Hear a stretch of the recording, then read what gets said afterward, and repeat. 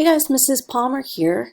We're going to look at Chapter 14, Section 2, and learn a little bit about how European society begins to change around the new millennium. So let's look at, first of all, climate. The climate became warmer in Europe between 800 and 1200, and that helped with better farming production. Warmer climate obviously allows farmers to grow more. They could also grow in places that had been too cold to grow crops before. And climate also helped drive the desire to develop new methods for farming. So I always like to think about the big picture, like what is in the big scheme of things, what do I need to take away from this? Well, what's really important to think about is between the years 1000 and 1300, a number of radical changes started to happen in Europe. Agriculture, trade, and finance greatly advanced. The growing population and the expanding territories caused towns and cities to start bursting at the seams, growing, and in addition, trade was also growing and different cultures were interacting, and this sparked a revival in learning as well.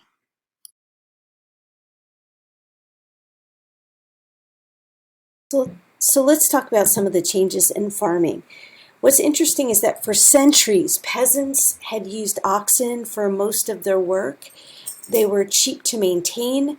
They would just feed on straw, which was the cheapest food they could find.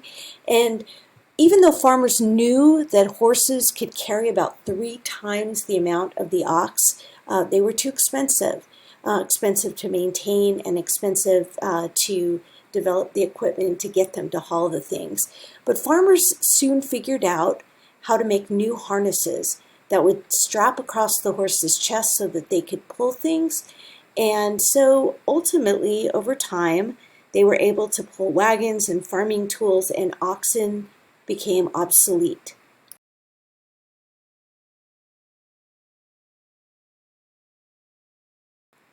Another big change in farming that happened during this time period is around 800. Some villages started organizing their fields into 3 sections rather than 2. So they used to just split the fields into 2 sections, grow one crop on one field, another crop on another. But farmers started to figure out that they could grow crops on 2/3 of their land and allow the third part to rest or to lie fallow, as they said. And this replenished the soil and gave it more nutrients and enabled them ultimately to grow more food and grow better food. This increased production then in turn had a huge effect on the population. When people have enough to eat, they live longer and healthier lives. They have lower mortality rates, and this also helped to ultimately spark a rise in population. The development and growth of guilds also played a large role in changing society from a rural agrarian society or a farming society to a commercial society that came to be centered on towns and cities. So what is a guild? Well, basically, it's an organization where a group of people get together with the same trade or they have the same occupation, and they try to improve the social and economic conditions of all the members of that guild. The first guilds were commonly run and operated by merchants that worked together, and their main goal at that point was just to set prices for their goods.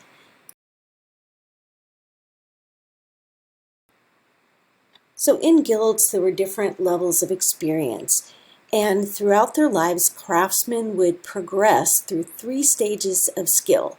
They would start off as an apprentice, they would graduate to journeyman, and then ultimately to master if they were good enough. And basically, apprentices were young. They would be live-in helpers. Basically, their parents would pay for them to be trained under a master for anywhere between 2 and 7 years. And during that time, they weren't allowed to marry. They had to stay. They basically had to obey the person over them.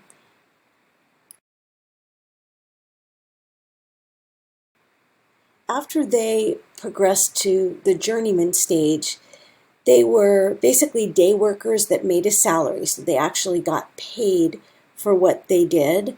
And they needed to make a masterpiece, which would be their finest work in order to themselves become a master. So they had to produce a great work that their master approved of. Okay, you've perfected the trade. Now you're ready to move on and become a master yourself.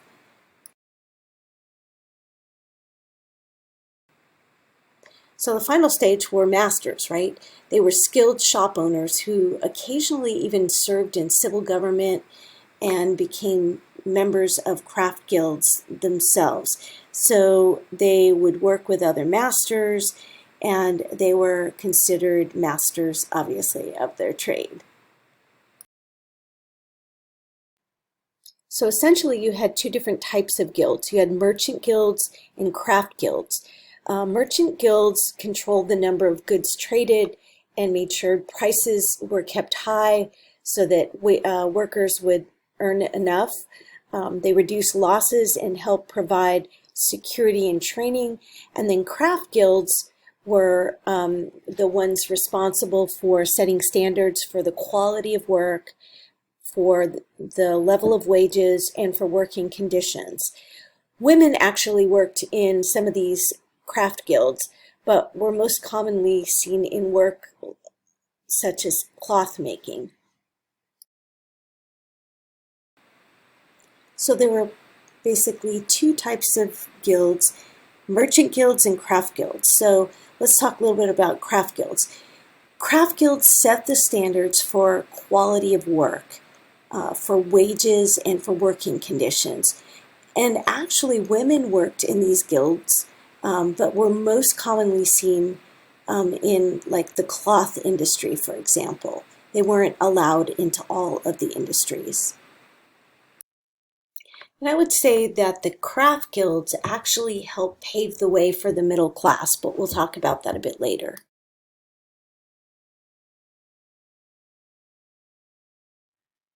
So another interesting thing that came out of the guilds in the Middle Ages were last names, or what we call surnames.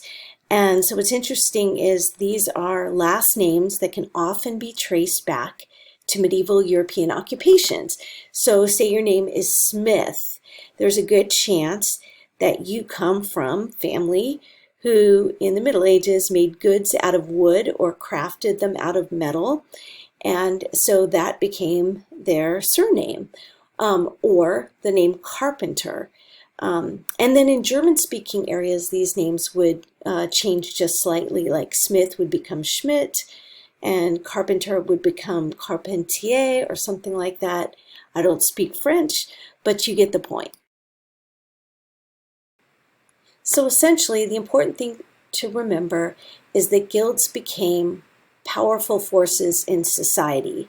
They helped to accumulate wealth in Europe and ultimately to even exert some influence over the government and, of course, the economy. And remember that during this time period, craftspeople made everything by hand. And this helps to spark the commercial revolution.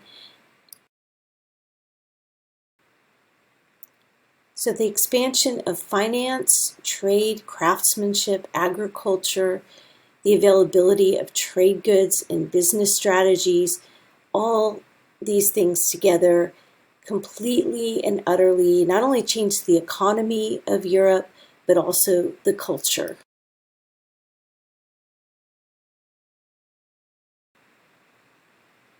And these aspects of trade and business expansion are called the commercial revolution. So fairs become the place where people come to trade all the goods that they made. And originally, fairs were based on religious festivals, and that kind of stuck in a Christian society. And people would come to trade all sorts of goods. They would bring cloth that they had woven, bacon, cheese, wine, leather, dyes, all kinds of things. And so ultimately, since manors were not the mass producers anymore, the old feudal manors of the lords, right? These became sort of obsolete. It gave peasants the freedom to find jobs in towns and to then enter the trade market and better their lives. Goods from lands in Asia and Africa and all over the world also started to become available, and also an increase in business allowed merchants to buy merchandise that they could then sell for a profit. Then they could take that profit and invest it in more goods, so they were becoming good little capitalists. And then trade routes were meanwhile spreading throughout the world. Roads were getting better. And for example, some of these trade routes stretched from Flanders, Belgium, all the way to Italy. And then Italian merchant ships would then travel to the Mediterranean, to ports like in Constantinople and prosperous Muslim ports in North Africa. And so pretty much commercialism was born. Also, due to the Crusades, trade routes were also lengthened or stretched all the way to Asia, and a lot of economic growth took place because of all this trade. Another interesting thing that drove trade was when the Crusaders were journeying to Asia, they needed goods to survive, and so that also fueled trade. Since there was increased trade at markets and fairs, merchants took more chances on buying certain things, merchandise that they could maybe sell at a profit, which then caused a chain reaction, where merchants would then reinvest the profits that they made by taking chances on more goods. And so again, you see commercialism and the roots of capitalism. And traders had to move around a lot, so they needed large amounts of cash and ways to exchange currencies. Think about it if you are traveling to many other countries trying to trade your goods. Your currency is different from the currency of the people that you're trading with. So they decided, okay, there's got to be an easier way than hauling our cash and doing all this exchanging of currency. And so they developed something called bills of exchange and letters of credit. And these become easier ways to trade their goods and not have to carry huge amounts of cash.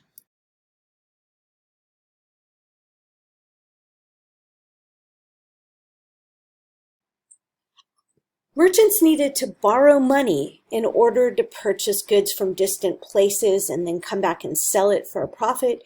But Christians considered lending money for interest a big sin. This sin was called usury. And so what's interesting is that during this time period, attitudes begin to change as the needs of Europeans changed.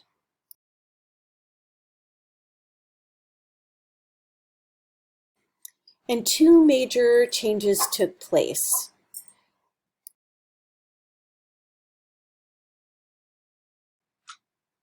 The first was how people lived and what they did to make money, to earn their living.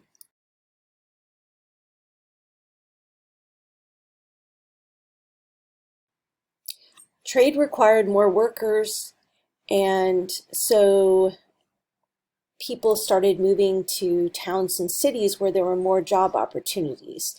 And so as trade increased, it led to more job opportunities, better circulation of money, and a power expansion for merchants. Changes in society were slow, but they had a big impact on the lives of Europeans.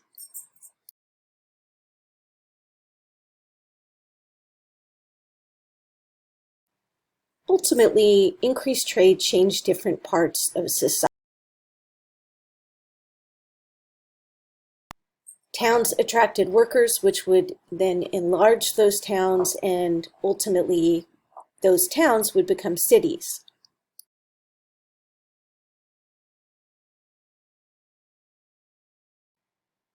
But city life was very different from village life, from life back under feudalism in the old country, under a feudal lord. So what happened now was that between 1000 and 1150, the population of Europe rose from about 30 million to about 42 million people. Europe's largest city at that time was Paris. Paris had about 60,000 people by the year 1200, whereas the typical European town had only between 1,500 and 2,500 people in it. So the neat thing is that towns grow and flourish, but the downside was that at the time they didn't really have the technology or the knowledge to deal with that. They didn't have the infrastructure in place. So they were quite unsophisticated and tiny compared to big cities in the East like Constantinople or big cities like Paris. So trade was everywhere. It could be found along roads, at ports, on hills, and along rivers. And because of the increase in trade, Europe was becoming filled with more and more people. And there were some drawbacks to this. So the towns were so packed that literally there were animals all kinds of animals being traded on narrow streets. There was no sewage. A lot of people didn't know that you need to take a shower every day. Many people never bathed. I read a book once about some people in France actually much later at the turn of the 19th century who thought bathing was bad for you and maybe bathed once or twice, or like once a year or every 2 years with their clothes on. And all they did was the women just kept putting perfume on, so you can imagine how bad that was. Like when you meet a grandma who has way too much perfume on. Okay, so anyway, you get the point. Houses were small, very, very small. Big families lived in like one room houses that were fire hazards. People would light candles and then the candles would catch something on fire. There were no ways to get out, like no fire escapes yet. And so living in these towns were very hazardous. Burghers were merchant class town dwellers that didn't really fit into the traditional order of the old world of the noble, the clergyman, the peasant. And so they are initially, the towns came under the control of their former feudal lords. And they would, these former feudal lords were kind of like landlords. They would use their authority to levy fees, taxes, and rent on the middle class, and they were resentful of that. So the term burgher literally was just the German word for town dweller, which came to mean the merchant class. Later, this term just comes to mean the middle class. So burgher is the German, and the same word is bourgeoisie in French, and you've probably heard about that, which just means middle class. And so they start demanding these privileges, and they demand the right to essentially rule over themselves. The people who had been feudal lords in the old system were now living in these towns or coming into the towns and using their authority to levy fees and taxes and rent on the burghers, these merchants, this new class of people.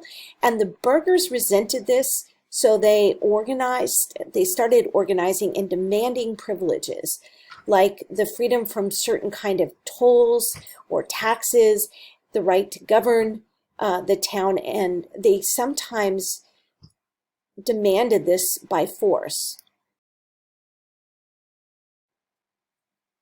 A lot of people were tired of the old feudal society.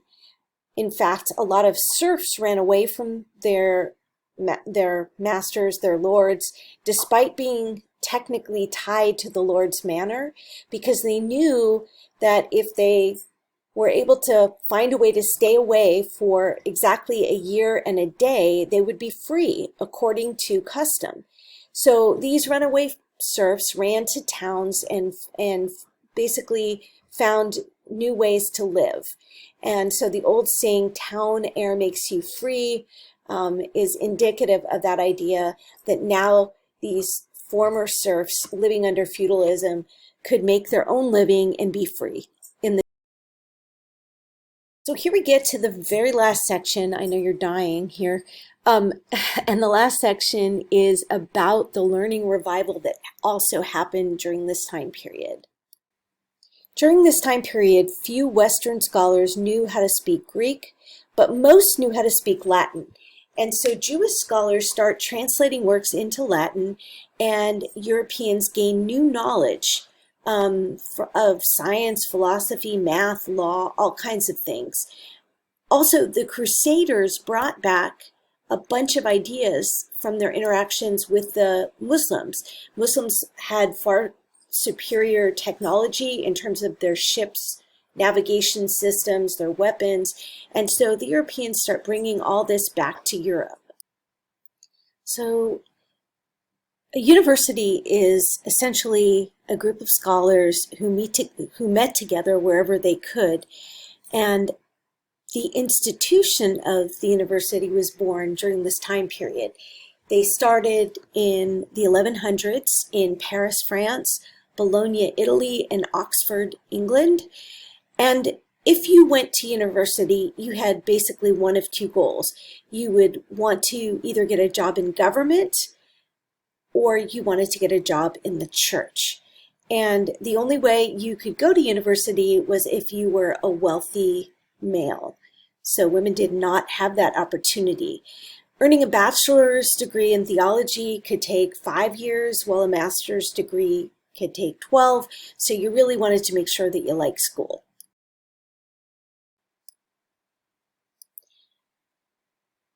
So poets start using something called the vernacular. I believe you've learned about that in lit class, but the vernacular is just the everyday language of your homeland.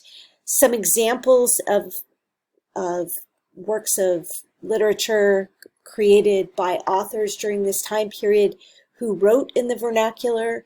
Some examples of that would be the Divine Comedy by Dante, the Canterbury Tales by Chaucer, or the Book of the City of Ladies by Christine de Pizan, which was written in French. And finally, during this time period, Christian scholars wondered if they could still believe in the Bible and still use Aristotle's logical approach to truth. And so several people called scholastics during this time started to delve into ancient Greek philosophy, that of Plato, Aristotle, and one great example of this was Thomas Aquinas, who believed that you didn't have to choose between faith and reason. Basic religious truths could be proved by logical argument. And so he wrote a famous book called the Summa Theologica. And so these scholastics were schoolmen who were at universities, and they used their knowledge of the ancient Greek texts to debate issues of their time, and they greatly influenced the English and the French during this time. And you have ultimately survived this long narration, and just wanted to give you a heads up. In the next section, we're going to be talking about the rise of England and France as nations. So stay tuned.